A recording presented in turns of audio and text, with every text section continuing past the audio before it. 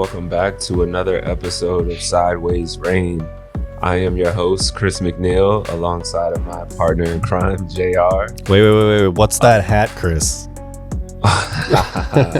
Well, today is Victory Monday for my Philadelphia Eagles, Super Bowl champions of Super Bowl 59, so I had to represent. It's been a long season, but it's safe to say it's a good time in Philly right now, so I am celebrating and wearing my colors proud today. As a Viking fan, the hate is strong. You guys had a good season, but this year was our year for sure. But yeah, welcome to episode 3. We're super excited to be here. We have another special guest for everyone listening and tuning in today. The topic of today's episode, we're going to be diving into all things technology and software engineering. And with that being said, our guest of the day is Mr. Sean Sanusi, a very close friend of mine. Super excited to get into some of these topics with him. And JR, I'll kick it over to you to do the intro. Yeah, we had the privilege of working with Sean on the creation of WIFT. He was integral in that process, but he's worked across lots of projects, both in startups, corporation, and even some government work. We'll talk about the chaos of building business and coding and making sure everybody's on the same page. But let's stop talking here and get into it. So here comes the rain.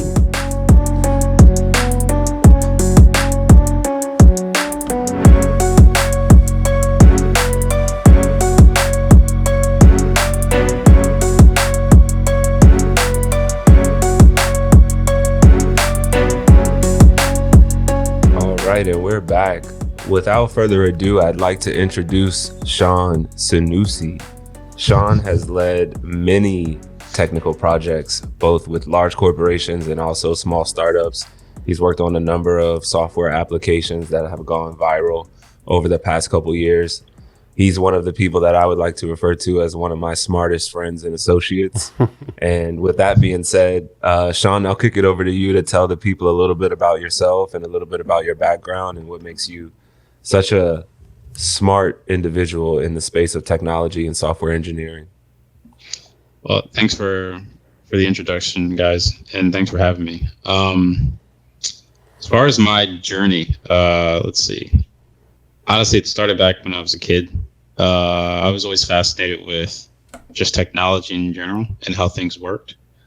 And I think the thing that really triggered my process to becoming an engineer was when I actually was playing video games, and I was fascinated at how this thing could give me so much entertainment, but I didn't know how it worked.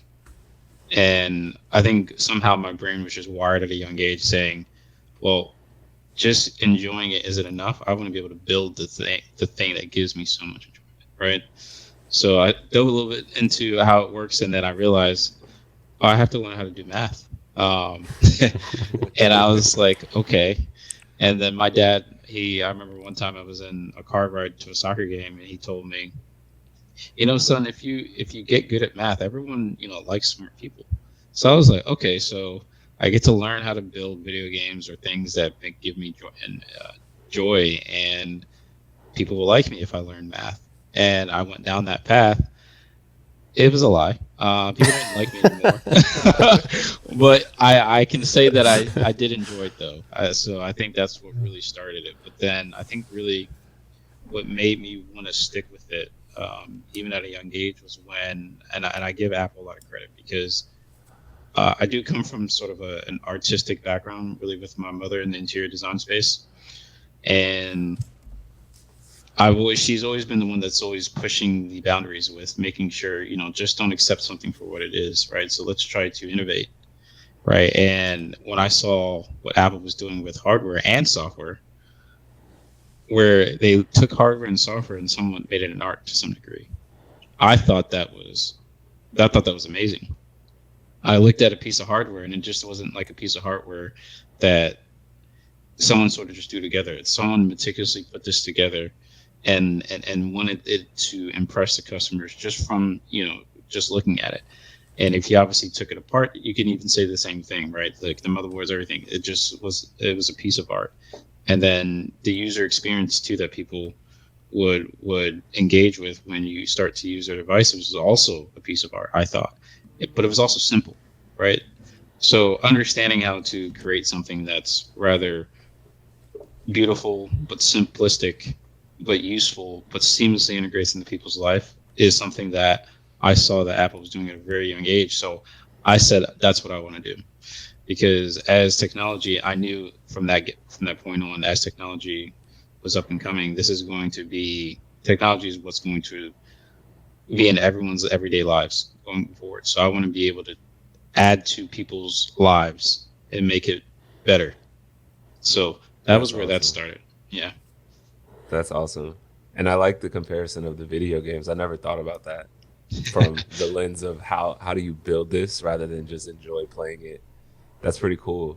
So, in terms of obviously playing video games help you find your passion for learning a little bit more and deep diving into that, how did you find yourself working for clients and building things for clients rather more so than for fun, like building a video game? How did you get into that world of Oh yeah. things, and what are some of the chaos, or for lack of a better term, some of the issues or roadblocks that you ran into when working with clients and building for them in your Yeah. earlier stages of your career? That is a great question. I would say when I started my career, I think you come in with a lot of enthusiasm, assuming that you're going to be able to solve all the world's problems, right? You're going to have all the flexibility, autonomy to do whatever it is that you like, and you understand technology. You're going to hit the ground running, and every time you come up with an idea, everyone's going to love your idea, and there is no process, bureaucratic process, anything like that. Then I had to learn the hard way. That's not true. So I think that's when I started realizing, as much as I love to work for someone, right? Like in the private industry, and just whether that's working on contracts and whatnot. Um, I think I started realizing, so doing things on the side, to having side projects where I have the complete autonomy to build what it is or help someone solve what it is that they're trying to solve on my own, and working a little bit more intimately with that person is something I actually prefer, and ideally would love to do only that if I could. And it's because, like I said, like I sort of hinted at, is when you work with at a large scale, or if you work for someone, there's, especially once they're established, it's a lot harder to get push things through. Um, which hence, I mean, that's why startups are a thing, as we all know. But I think, I didn't work directly at a startup to begin with, so I think for me that pushed me into wanting to find ways to help people where I could be a little bit more intimate with that client to solve the problem that I one understand, because to me, technology, to me, or innovation really is all about making sure that we as humans continue to innovate to be as efficient as we can as humans, right? And if there is an industry or places that we're lacking in that regard, and some are a little niche, you have to be in that industry and understand what it is. I would like to be that one person that can help, because sometimes it's just hard to really understand technology, right? So you have to find someone that wants to help the person, doesn't want to, because there's a lot of people who are code mechanics, to being honest. They just want to be able to sit there and code in a box and not really care. Hmm. That's not me. Like I said, it started with video games. I want to be able to help people enjoy what it is they're doing, right? So why not share that love with other people if I can, and help them solve their problems? So I'm going to derail this a little bit in an effort to age myself. My grandparents had an Atari in their house, and I love that thing. But the first system we ever had in our house was the original NES. And I bought my wife for Christmas this year a custom Raspberry Pi modulator that has all the games loaded on it, right? So she hasn't played it once, but I played it a bunch. But 2 nights ago, I got my youngest daughter and I played Blades of Steel, which is a popular game here in Minnesota, a hockey game. But with that, then my question is, Sean, what's the game that inspired you, and on what system? Because then I can figure out how old you are. That is a good question. Let me see. I would say it would be either Sonic or Mario. Super Mario, specifically the one on the N64. There you go. Yeah, I think it was either one of those two that really Yeah, and then learning how to become supersonic. Like, and then I think Pokemon was like what solidified it after that for me. Yeah, Nice. Both of those are classics. Pokemon yeah. was like next level, and Oh yeah, when that when that the hit the Game scene, Boy. like Yeah, I was thinking about it the other day. I feel like the Game Boy Colors they were monumental in that era. And it was cool from like an engineering perspective how you could do so much on a little device like that back in that yeah, time. So yep. I definitely see the comparison. So Sean, on this podcast, we like to talk about all of the ugly, all of the tough times, all of the unexpected changes that someone like yourself experiences when it comes to providing services for a business, software Hmm. engineering, you name it, right? Give us a snapshot of a time where things just didn't go well on a project from the standpoint of maybe sticking to a timeline or making sure you're meeting deliverables. Can you give the people a perspective from a software engineer's point? How do you manage chaos when it comes to managing a technical project, developing implementation, so on and so forth? Yeah, that's a good question. I'll give you even better. I'll give you two scenarios. One where things were going well and things still went sideways unexpectedly. And I think for me, that's one of the things that really drove me to realizing that no one's safe. And you really need to be on your game when it comes to the tech industry. And I think after that, when I'd lost so many mentors in this situation, so pretty much what happened was we had, I would say, I think a team of four. And I would say on each of those teams, we had about 10 people. And I would say I was one of the two junior developers, and the rest were like seniors, and they were like brilliant, extremely brilliant guys. These people mentored me. But if it weren't for these guys, I don't know where I would be. And I would say about 2 years in, 2.5 years in,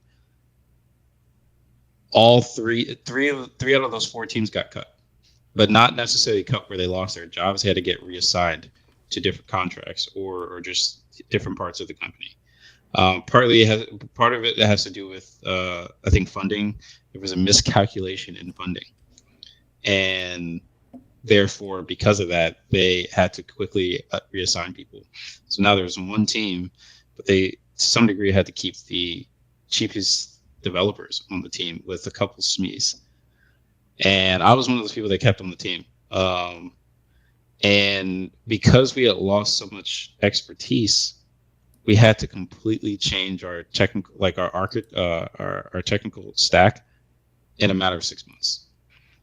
And when we lost a bunch of SMEs, I'm like, well, what am I supposed to do? I'm a junior, and we only have like one senior left, and you want us to rewrite everything in 6 months?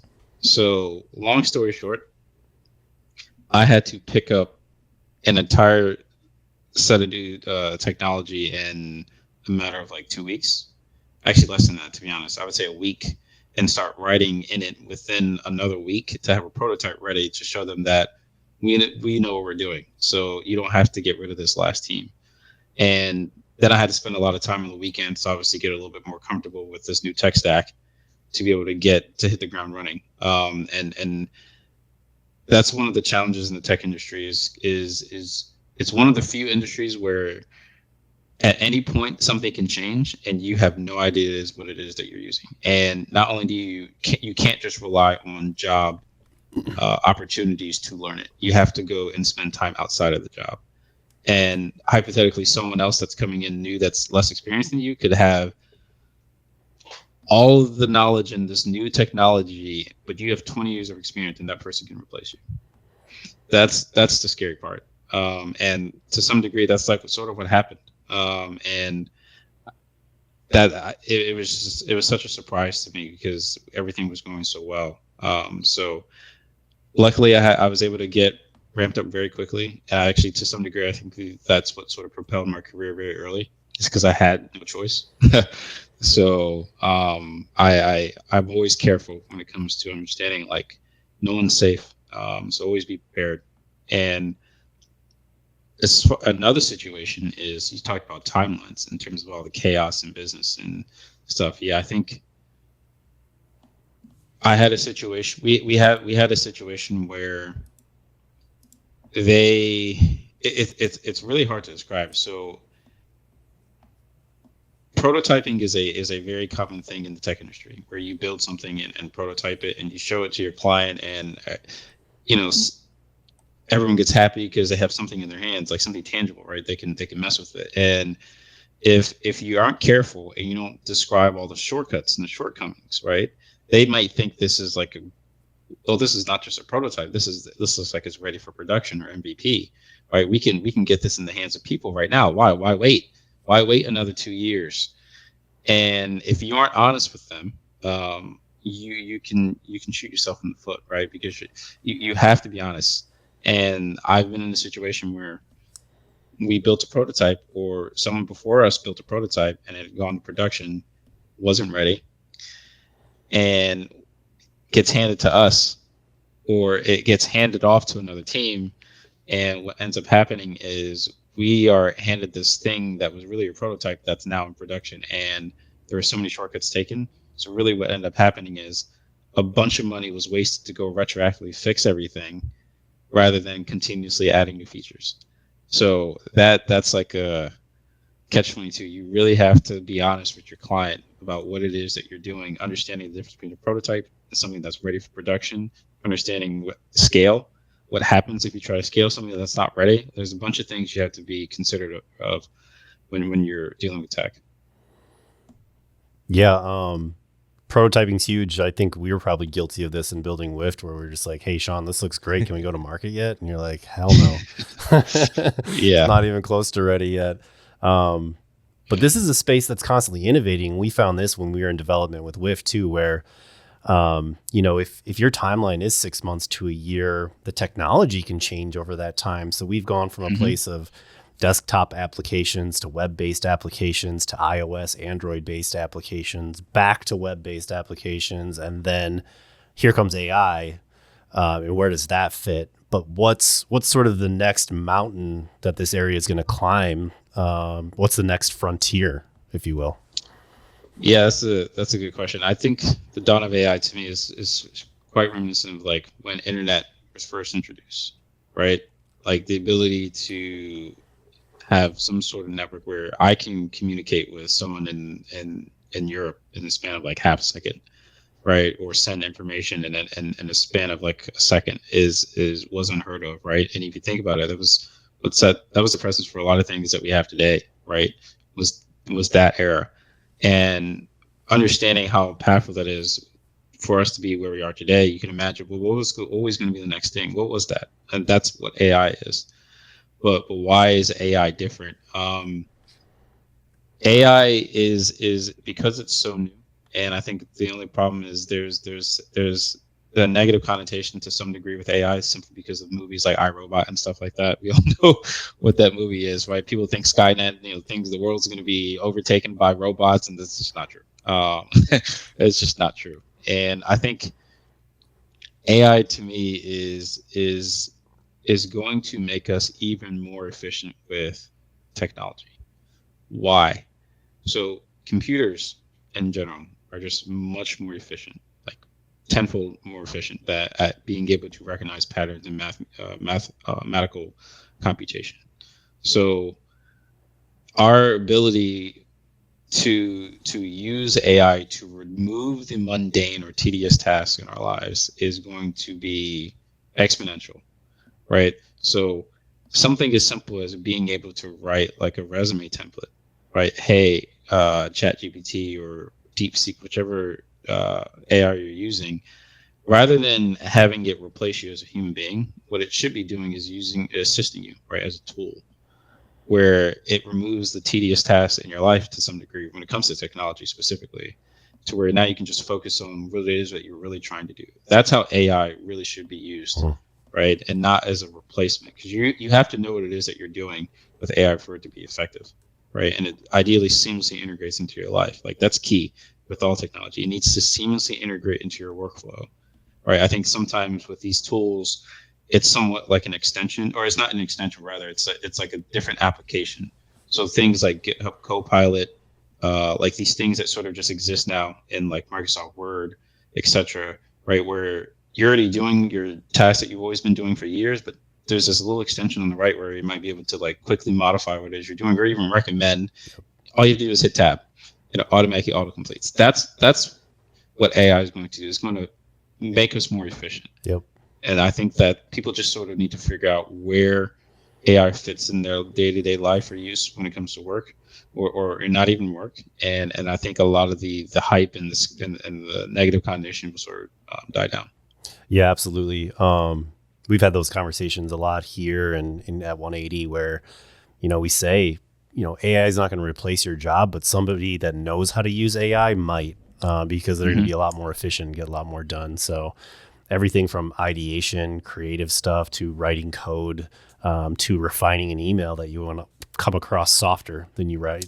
Typically, it's a great tool. And if you're not using it today, just try it out and just see what it can do, because it's pretty impressive. Yes, 100% Agreed. And I will be the first to admit, JR, you put me on to how to use AI efficiently in my day-to-day. And it's made me light years more efficient in simple things like a tone of an email, doing market research, the list goes on. It's super, super valuable. And obviously with everything involving technology, you have to be careful with what you input. But as long as you are able to use it to the best of your abilities, it is a very, very efficiency-driven tool. Yeah. So highly recommend that for sure. Sean, I almost want to say, go ahead. One thing I want to add, I think it's almost, I look at it like tailoring the internet to your needs, right? Because in the past, what you normally do is you have to search, you have to use the internet, you're looking for something, you have to go from A to B to C to really find what it is you're looking for and then put it all together yourself. But how about the reverse? You are talking to the internet, and you guys, we could all have the same topic that we're trying to potentially talk about, but I could tailor the internet and or the AI, right, to sort of fit what I need or the narrative that I'm looking for, and not have to go anywhere else, right? It's all right there, like in the same ID or whatever it is that you're looking at. And I think that is key, or a better way of looking at what I try to explain to people. And I think that's such a powerful tool. Dang. So I gotta ask, what's one unique way that you use AI today that someone would probably be like, wow, I never thought about that? That they haven't thought about. That the average person hasn't thought about, but it's something that you use AI for that actually helps you be more efficient in your day-to-day. I got one while you think about it, Sean. Okay. Okay, my wife's probably going to see this podcast, but the other day I found a tool online, an AI tool that will write a song with lyrics and a singer, and create a custom song for you. So you put in some facts about your relationship or your marriage, and you ask ChatGPT to write you a song with a hook that's about 3.5 minutes long. And you refine that and you put it into this other tool. I'll look it up and I'll put it in the comments here at the end. I can't remember off the top of my head what the AI music tool is. You put those lyrics in there, you tell it how you want it to sound. You're like, all right, Ed Sheeran, sitting down for the night, sipping a glass of wine. And you press enter, and 15 seconds later, you have a custom song with a custom voice in a custom space that you could send to your wife or your girlfriend or whoever that made it sound like you spent weeks on this thing. So sorry, honey, it was about 20 minutes. Wow. That's interesting. Fun fact about that, JR actually unveiled his debut song to me via text by accident one night. I got a text that said, I made something for you. And then I quickly got the, sorry, that wasn't for you, but I did get the song. I like you, Chris, but not that much. Yeah, unfortunately, I haven't used it in such a unique way. I think JR has a better story than I do. I just use it to definitely when it comes to end software engineering, just like creating templates for things that I need, or remove, because coding become very tedious where you have to rewrite the same thing multiple times. But like Copilot is very good at not only removing that, but also inferring based on your previous things that I've typed. So to me, that has been game changer for me, because I'm at a point where sometimes I don't get too much time to code as much as I would always like to, but I do a lot of reviews. So sometimes when I want to make a change in the like 10 minutes that I do have time to either review someone's code or try to make recommendations, I can have it infer based on the code that I'm looking at some things that I would like it to change, without having me to go through the entire file and then look at that and then see whether or not it's good or not. So it makes my efficiency with the little time that I have when it comes to reviewing code and just making changes a lot more efficient. I think that's the main use that my use case. Yeah, that's awesome. Yeah, efficiency's key. Note taking, to dos, etc. I saw a device on the internet the other day where you can wear around your neck and just push it every time you want to record a conversation, and it'll give you AI takeaways when you walk away. So yeah, the opportunity is endless. It's kind of like the Wild West of the internet. Talk about late 90s and website development. I think AI is in the same space right now. But to get back to the tech space, Sean, entrepreneurs like Chris and I sort of venturing in this for the first time, what do we have to do to stay ahead of the curve with technology? Yeah, that's another great question. Honestly, it's really just joining. So I join a lot of pretty much like Reddit, every tech forum that there is, all the blogs. Like there's a lot out there. I mean, you can even just use YouTube. There's a lot of channels you can follow where people are coming up or paying attention to what the latest and greatest is, and trying to somewhat become SMEs rather early in those areas, and then obviously educate those who want to follow them so they can gain followers.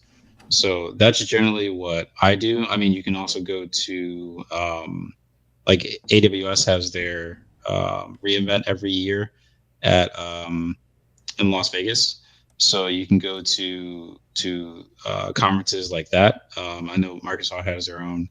I forget if Google has their own or not, but I know AWS I think might be the biggest, and they usually give a small taste of what's to come before it becomes entirely released to the public. I remember when Stable Diffusion I went to, I think it was like 3 years ago, and this is before AI was even as prevalent as it is today, right? Where and I remember I saw Stable Diffusion, and I saw this essentially is generative AI, right? So what you're talking about, JR, is generative AI, right? And this is before anyone even like yourself knew what generative AI was, and they were able to do exactly what you were talking about in like with 6 different ways. We're talking about MP3 video. They were able to generate code. This is the first time I'm seeing it do it this efficiently. Mm-hmm. And I said, because I remember I got asked by one of the people that I work with. We had dinner that night. He was like, "So what was your guys' favorite event?" I'm like, I had to stop everyone. I said, "Guys, did you guys go to the Stable Diffusion like demo?" I said, "I don't think you guys understood." I was like, "I don't think you guys understood. What I saw is going to change the entertainment industry. If no one catches, like, it's going to completely transform the entertainment industry if people don't like see this for what it is." And I said, like, that to me was not only my favorite, but I don't think people realize how transformative this is. And they're like, "Oh, I didn't go to that." And I was like, "I'm telling you guys." And then a year later, I mean, look at the rave about ChatGPT, all these things. Not only that, the next year I went to Amazon again. I would say 90% of their talks were about AI. And I was just like, see, I knew I wasn't crazy, because what I saw, I was like, this is only the beginning. And we know how technology works. Once you get it to work 1%, it's exponential in terms of like the improvement that happens over the years. So yeah, it's hard to keep up, but definitely conferences where they give like a showcase pretty early is one of the best ways, in my opinion. Yeah, I think I saw today OpenAI got an unsolicited bid for $94 billion with a B. Nuts. Yeah, I saw that. Yep. Really? I did not see that. That's a lot. Yeah. 94 billion. Yeah. Mm-hmm. Wow. Okay. We need to get that type of revenue. Yeah. Sean, I did want to touch on something that I think will be important for those who have ideas in their head, but they don't know how to act or execute on them.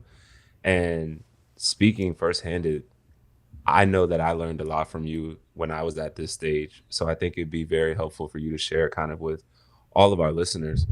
How do you help frame the mindset of someone that comes to you with an idea that they want to bring to life? What are some of the things that come to mind in terms of making sure that you start off on the right page when someone brings an idea that they want to build?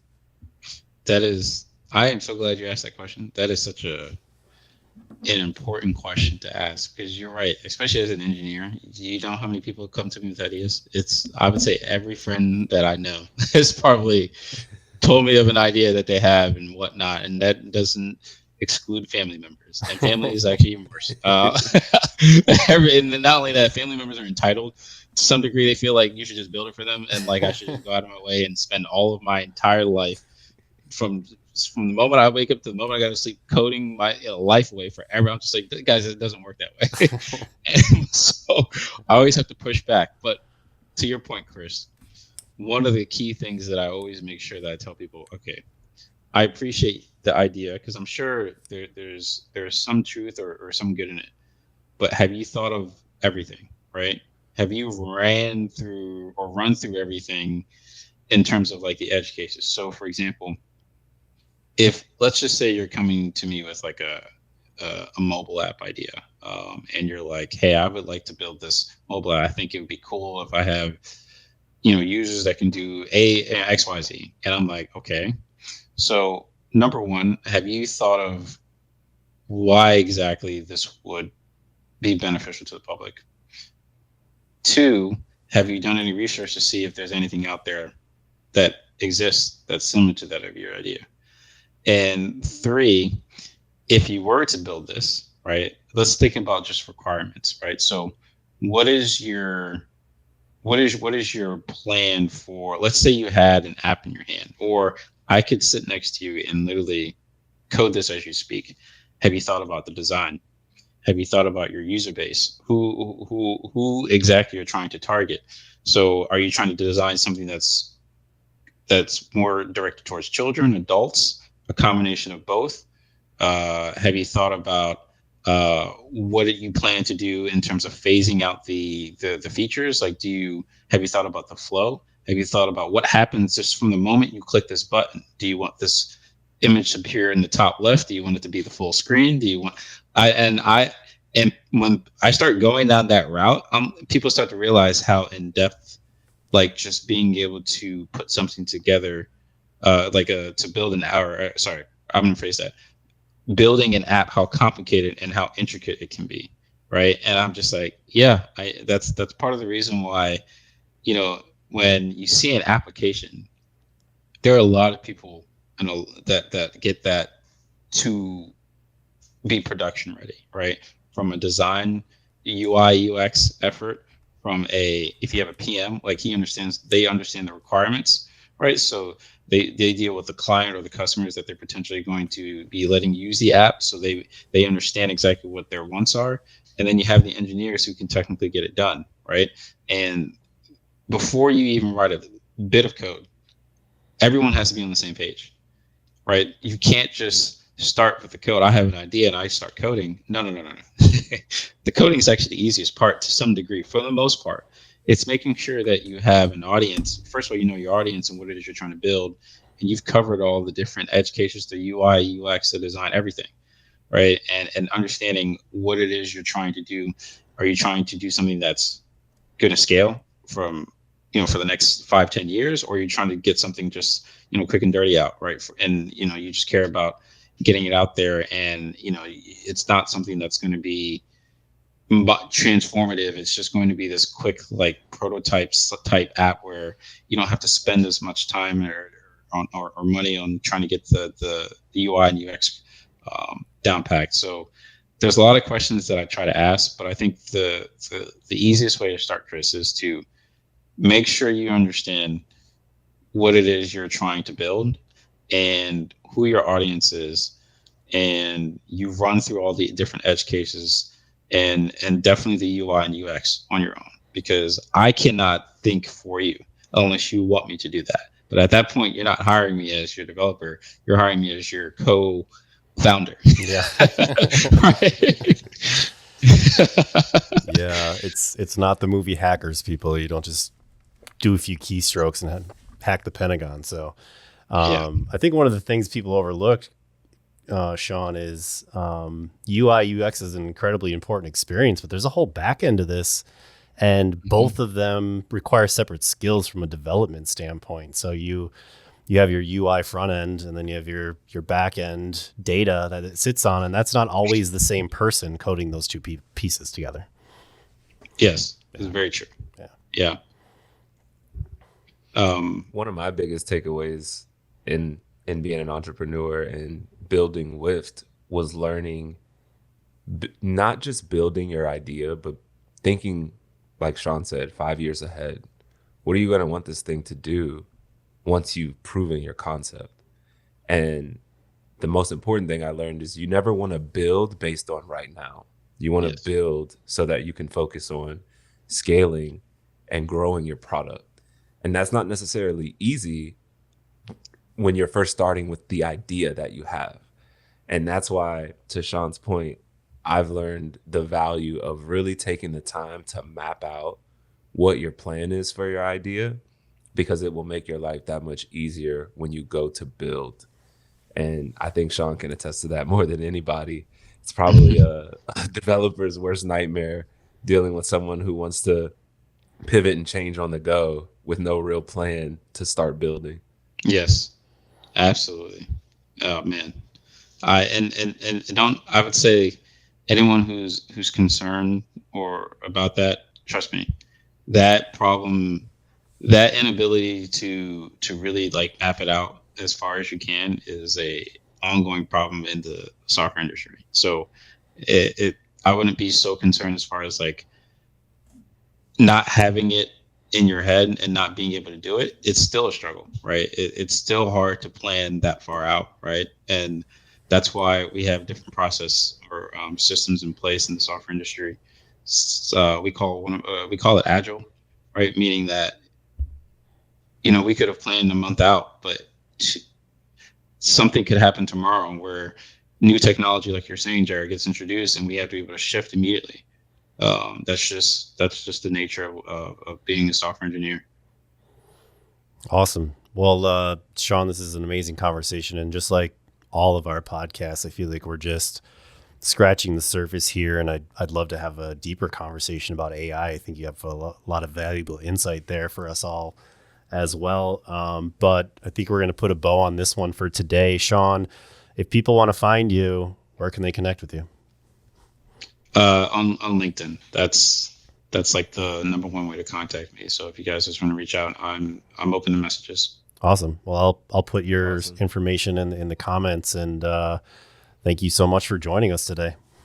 Yeah, anytime. Thanks for having me. Thanks, Sean.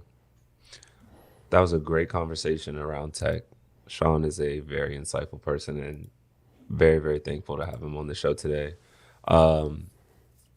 With that being said, man, we're at the end of episode 3. We do have a couple other guests lined up. However, we have not solidified who those guests will be. But to give everyone a little sneak peek into the potential of episode 4, we do have a corporate lawyer. I'm not going to name drop right now, but a corporate lawyer who specializes in startup corporate law that we may be bringing onto the show for episode 4. So more details to come there. But like we always say, please like, subscribe. We want to hear what you guys want to hear us talk about. We want to dive into some of those topics. And most importantly, we want to make sure that these conversations are valuable, and just making sure that we are giving the people what they want, navigating the sideways rain and what it is to be an entrepreneur in today's world. And with that being said, JR, I'll kick it over to you to close this out. Absolutely, yeah. And if you have any questions or problems you're dealing with in the workplace that you think we should cover or just answer, perhaps we do an episode in the future where we just cover all of your questions and give you our best answers that we can. That could be kind of fun too. So like we said, we're really creating this for you. Let us know what you want and need, and we'll get the guests on here that can answer those questions. So again, thanks to Sean for this great episode. A lot to take away. I can't wait to listen back to it. I'll put Sean's LinkedIn information in the description of this video. But mystery guest next week. Let's do it. Let's do it. Here comes the rain.